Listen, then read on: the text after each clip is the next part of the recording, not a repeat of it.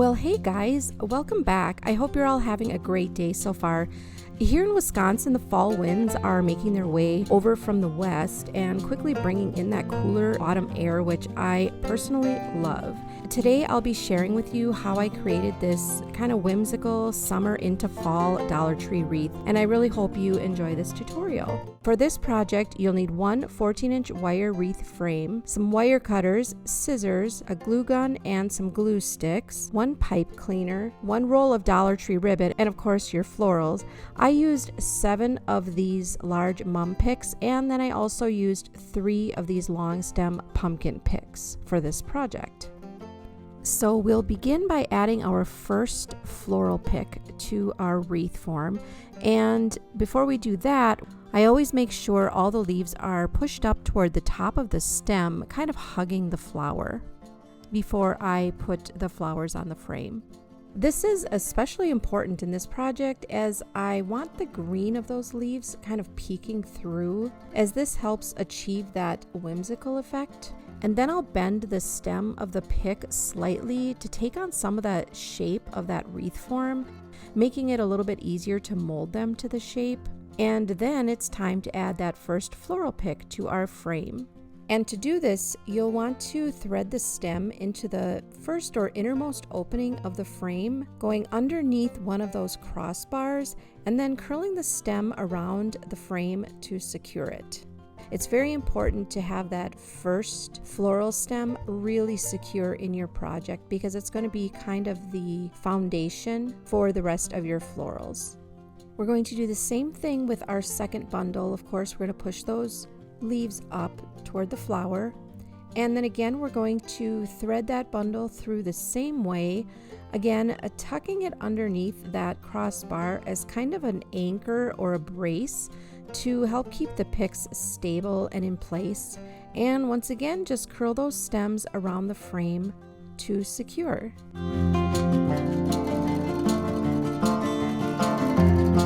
And we'll just continue this same process until we have all of our florals on the frame. Of course, you do want to kind of monitor how much space you have in between each set of flowers. You don't want too many gaps, but at the same time, you don't want it to be too full. I want this wreath to have that whimsical feeling, and to achieve that, I want to leave a little bit of space in between each floral or each set of flowers. I want to make sure to leave a little bit of space in between each flower in order to achieve that kind of whimsical effect I'm going for. You don't want them to be too closely set in this case, because then you're not going to achieve that. I want there to be kind of movement and airflow. I want all that greenery to be peeking through, and then we're also going to be adding in those pumpkin stems as well a little bit later on, so those will also fill in a little bit of those gaps.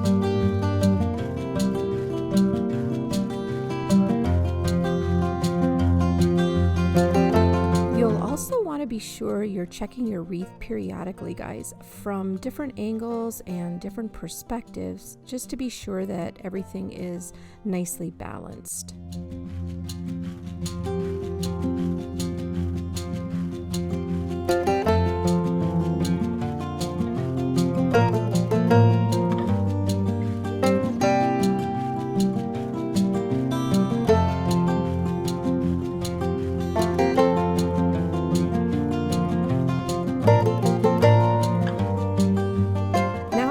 In that final pick, you guys, I'm going to make sure that it's going to fill in that last spot sufficiently before actually putting it in place. Then I'm going to make sure it's securely tucked into the frame, and then I'm going to pick up my wreath. I'm going to check it over and make sure that everything looks the way that I want it to look, including the back side of the wreath. There are so many ways to attach these florals to the wreath forms, but this is my preferred method because I think all these stems create a beautiful look on the back side of the wreath. What do you guys think? I think it's stunning with all those stems kind of intertwined with each other. Anyway, now we're going to add our pumpkin stems. And for these, I'm actually going to cut off individual branches I'm going to add a decent sized portion of these stems to the wreath because I really like that kind of free flowing effect of those pumpkins that are just kind of dangling on there, which will obviously also add to our whimsical effect.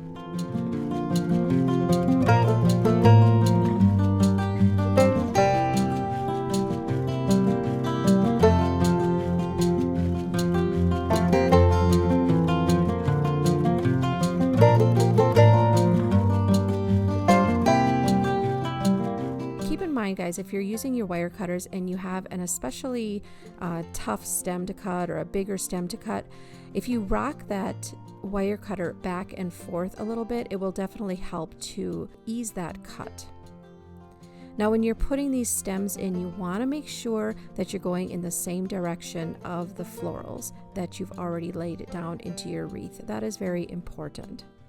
And I'm going to start adding mine in here where I see a little bit of an empty space. And I'm going to actually stick that stem right in between, or thread it in between the stems of the mum picks. And that will secure it nicely. And I'll do this with each pumpkin branch, trying to space them as evenly as possible. So again, you're going to want to assess your work. You're going to want to lift your wreath up, look at it from different angles and perspectives, and make sure that things are fairly even, or at least the way you want them to be.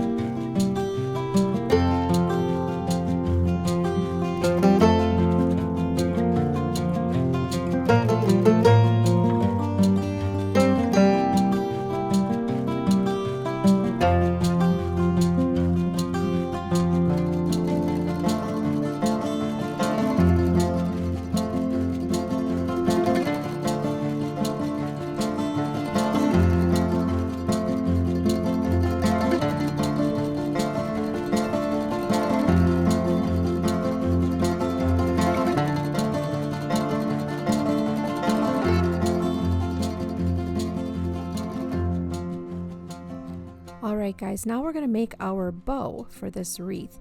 And what I'm going to do is take that Dollar Tree ribbon, I'm going to fold it probably about 8 times. I don't want this bow to be too big and overwhelm the wreath, but I don't want it to be too small that it disappears. This is an entire roll of the Dollar Tree ribbon, and it folded about 8 times. A good rule of thumb to remember is that every fold you make is going to be 1 loop on your bow. I typically prefer at least 8 folds. So once you're finished with your folds, you're going to make sure that your material, first and foremost, is nicely even on each side. Then find the center of your folded ribbon by folding it in half. Then you're going to make small angled cuts from the outer edge of each side of the ribbon. You'll be going about halfway in or less on either side. Just be sure you don't go too far in, guys, or your bow will fall apart. The cuts you make should be angled in the same direction, so basically they're parallel to each other. Now this center section we're left with is where we're going to place our pipe cleaner, and that's going to hold everything together. You're going to slide your pipe cleaner into the slits you just made.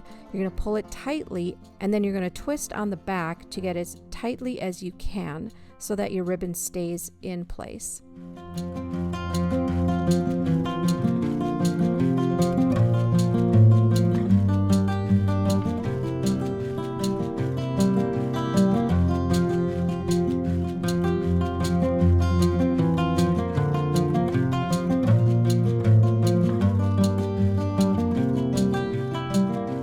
Now you're going to pull out each loop individually, alternating sides while twisting, and that's going to form your ribbon.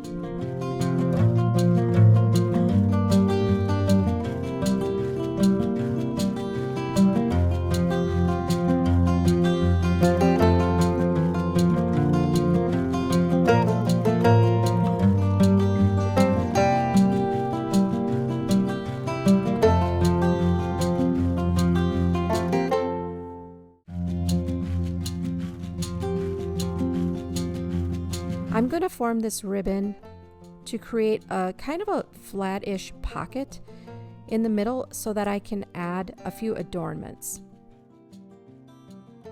Now place your bow wherever you think it'll look best. Now I'm going to turn the wreath over. I'm going to fish those pipe cleaner tails through the florals until I'm able to twist them together.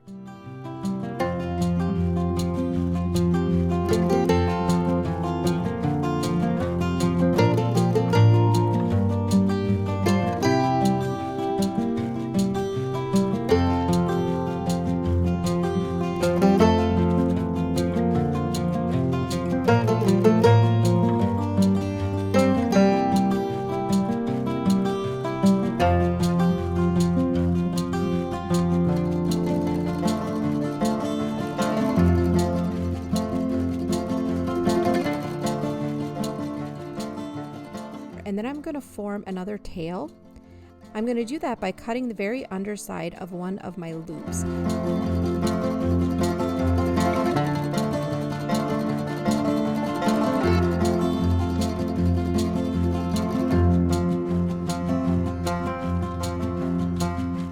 And then I'm just going to make a V-cut on the end of that tail.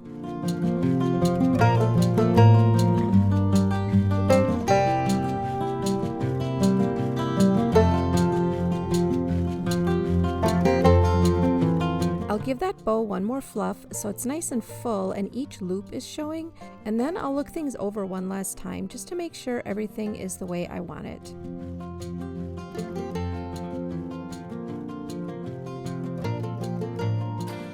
And that completes this tutorial, you guys. I hope you've learned something or at least enjoyed watching me bring this whimsical fall into summer wreath to life.